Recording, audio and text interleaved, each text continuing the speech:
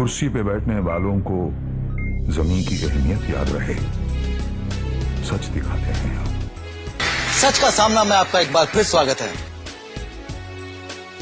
बड़ा बदलाव आ रहा है देश के अंदर। 10 साल से जो नफरत की राजनीति की जा रही थी और धर्म के नाम पर लोगों को जिस तरह खाने में बांटा जा रहा था और माइनॉरिटी में ख़ास तौर पर जो है कुछ माइनॉरिटी को मखसूस तौर पर टारगेट किया जा रहा था, आज आवाम ने ये साबित कर दिया है कि कोई नेता कितना ही बड़ा क्यों ना हो, लेकिन आवाम जिसके हाथ में वोट देने की ताकत है वो मुल्क का रुख बदल सकती है। आज जिस वक्त मुल्क में ये आवाज़ लग रही थी कि अब की बार 400 पर, अगर सही मानों में मौसम साथ देता, गर्मी का मौसम नहीं होता और लोगों में जो है पार्लियामेंट को लेकर के वोट देने के लिए उतनी ज़्यादा उत्साहट नहीं होती, अगर लोगों में सही मानों में बेदारी होती तो 200 भी पार नहीं कर पाती। आज इस वक्त जो है मुल्क के हालात बदल रहे हैं और ये किसी एक शख्स की या किसी नेता की जीत नहीं है,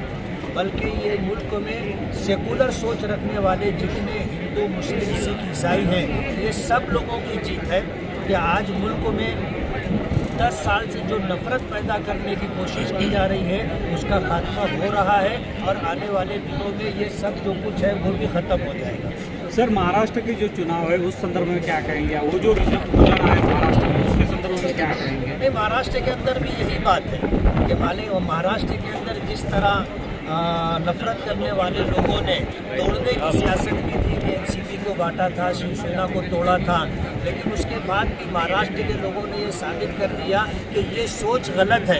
और ये जो कुछ सियासत में किया जा रहा है कि रहती हुकूमत को जो है तोड़ा जाए, गिराया जाए और पार्टियों को तोड़ा जाए और उनको जो है बेवकत और बेकीमत किया जाए, महाराष्ट्र की आवाम ने ये साबित कर दिया है कि बंडखोरी करने वालों को ये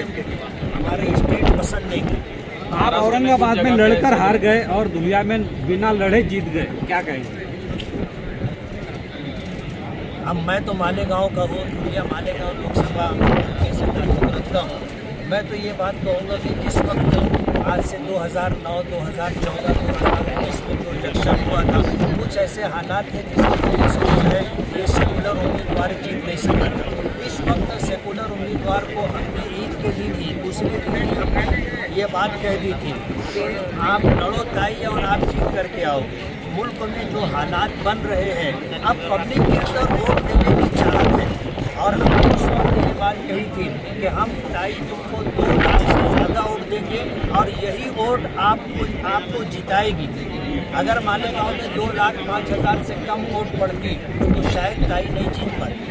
और मैं तो एक बात ख़ास तौर पर ये कहना चाहूँगा कि जो पिछला असेंबली इलेक्शन हुआ था उस विधानसभा इलेक्शन में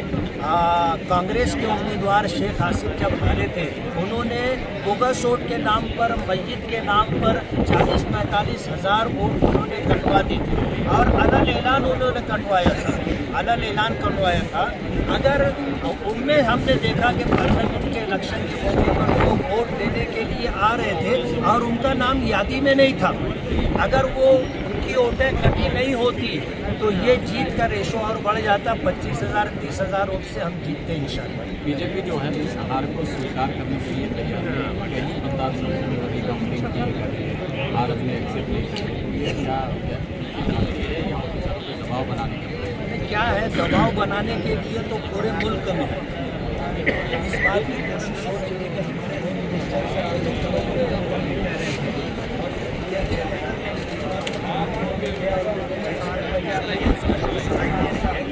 आज इस वक्त हारने वाले की यही सूरत हाल होती है कि जब वो हारता है तो हार स्वीकार नहीं करता है, हार कबूल नहीं करता है। कहीं ना कहीं उनके मन में ये बात थी कि हम जीतेंगे,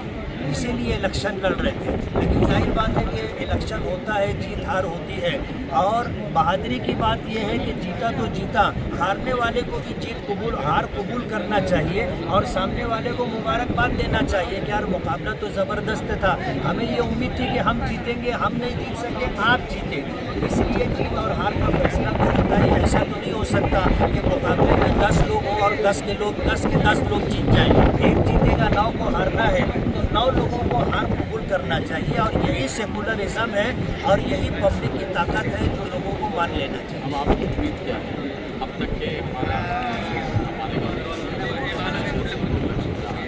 अभी आपने जो चाहा वो उम्मीदवार चुन किया तो आप उनसे क्या उम्मीद है? हमारी चाहत तो ये है कि हमने पहली मुलाकात में उनसे कह दिया था कि हमारा आपसे कोई मुकाबला नहीं, हमारी आपसे कोई डिमांड नहीं, हम बगैर किसी शर्त के आपको हिमायत दे रहे हैं, आपको सपोर्ट कर रहे हैं। अगरचे पार्टी के एतबार से आपका हमारा इख्तिलाफ है, हम कांग्रेस पार्टी से ताल्लुक़ नहीं रखते, लेकिन हम आपको 100% सपोर्ट करेंगे और 2 लाख से ज़्यादा वोट देंगे, ये बात हमने कही थी। और उस वक्त हमने उनसे कहा था कि ताई आज आपसे हमारी कोई बातचीत नहीं, जिस वक्त आप चुन करके आ जाओगे उस वक्त हम आपसे बात करेंगे कि मालेगांव के विकास के लिए आप क्या करोगे, उस वक्त हम आपसे बात करेंगे। अब ताई जीत करके आ गई हैं, अब हम उनसे बात करेंगे। Thank you.